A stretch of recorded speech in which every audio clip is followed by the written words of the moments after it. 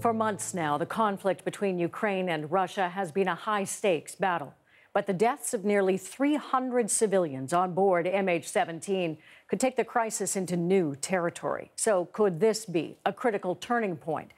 Joining us tonight, Janice STEIN, director at the Munk School of Global Affairs in Toronto. From Ottawa, HAMPSON, director of Global Security and Politics at the Centre for International Governance Innovation. And in Washington, Richard WEITZ, senior fellow and director of the Centre for Political Military Analysis at Hudson Institute. Thank you all for joining us. I want to start with the assumption that appears to have been made internationally, which is that this plane was shot down by some of the Russian rebels. Janice, let me start with you. Is it a fair assumption to make as this understanding starts to move forward? I really think it is, Diana. Two things are obvious here. The Ukrainian military has these kinds of sophisticated weapons, so does the Russian military. But the Ukrainian military have not been shooting down planes.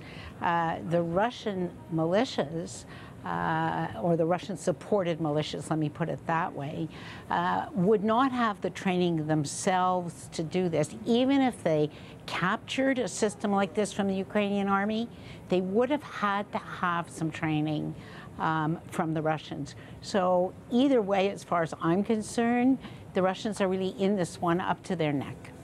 Richard, I wanted to get you to weigh in on that, this notion that we're already hearing today that, first of all, there was a suggestion that maybe it was shot down by accident, the rebels mistaking it for a military plane, and then the other assumption that no, that Russia has been, in fact, training them for this very sort of thing. Well, I'm not sure they're contradictory. The Russians have been training the militia in Ukraine to use these weapons to shoot down military airplanes, which right now the Ukrainian military has air superiority, and so the rebels are trying to gate that through their air defenses. And what happened in this case was what they thought was yet another transport plane was actually a civilian airliner. So I think that's where the problem arose. They were trained to do this. They were doing this, but the Russians did not train them with the purpose of shooting down a civilian airliner. I would not think that would be the case. Fen, let me bring you into this. What does this do then to the conflict as it exists right now between the pro-Russian separatists and Ukraine? Well, I think it's a key turning point, Diana, because for the first time, innocent civilians from other countries have been killed in this conflict. And it really puts now the spotlight on Vladimir Putin. It's quite clear all the circumstantial evidence, as we've just heard, shows that he has his fingerprints all over this conflict. He's supporting the rebels. And he now faces a choice. Does he start cooperating with the West? Does he move towards a ceasefire, as Western leaders have now called him to support a ceasefire? Or does he just keep doing what he's doing? Janice, what's your sense of how he's going to play this? I agree. I think he finds himself at a very, very difficult juncture right now.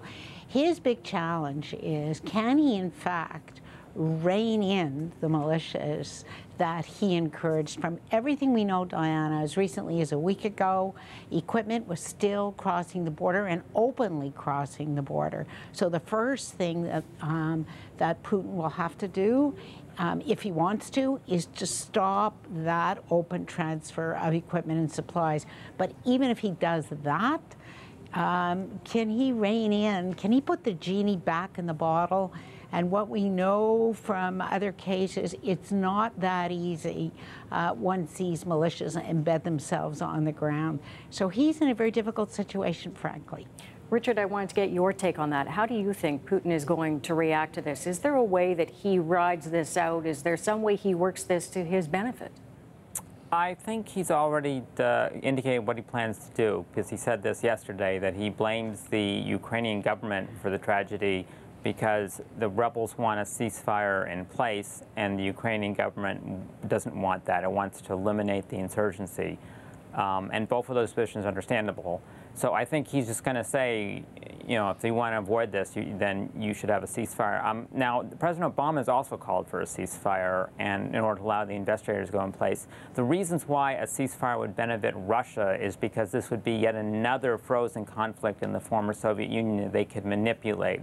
They're very skilled at playing off tensions between Azerbaijan and Armenia, within Georgia, within Moldova, and I think this would be yet another means by which they can exert leverage over the Ukrainians and others, is keeping this conflict open. So I imagine he's just going to stick to this position and allow the weapons to continue to go through. His domestic popularity has never been higher, so he doesn't really face any major internal constraints. I want to bring in now some comments made today by world leaders as a greater understanding of what has happened has started to percolate out. And let's listen to what they've had to say.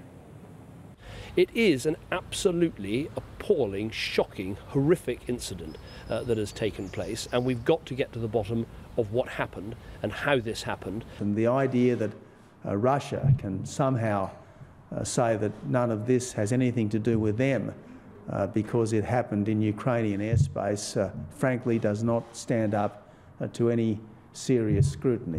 This was a global tragedy. An Asian airliner was destroyed in European skies filled with citizens from many countries. So there has to be a credible international investigation into what happened. And the eyes of the world are on eastern Ukraine, and we are going to make sure that the truth is out. Ben, I want to pick this up with you. I mean, obviously some strong language today, the eyes of the world on Ukraine, but also on everybody else. How do Western and European leaders now respond to this, in your view? Well, I think Western leaders, and particularly European leaders, Diana, have to start matching their rhetoric, and we just heard a lot of rhetoric and expressions of outrage, with some serious action on the sanctions front. Washington yesterday introduced and approved third-level sanctions. It's time that the Europeans fell in line. There's actually, unfortunately, today very little indication that they're going to move in that direction. Chancellor Merkel has not talked about sanctions. She's talked about perhaps encouraging the French, who have a deal to sell amphibious ships to the Russians, to perhaps cancel it. They should cancel it, but we have to go beyond that, and it's time to start thinking about sectoral sanctions so that Putin gets the message that the kind of behavior that he's been engaged in has got to cease and desist.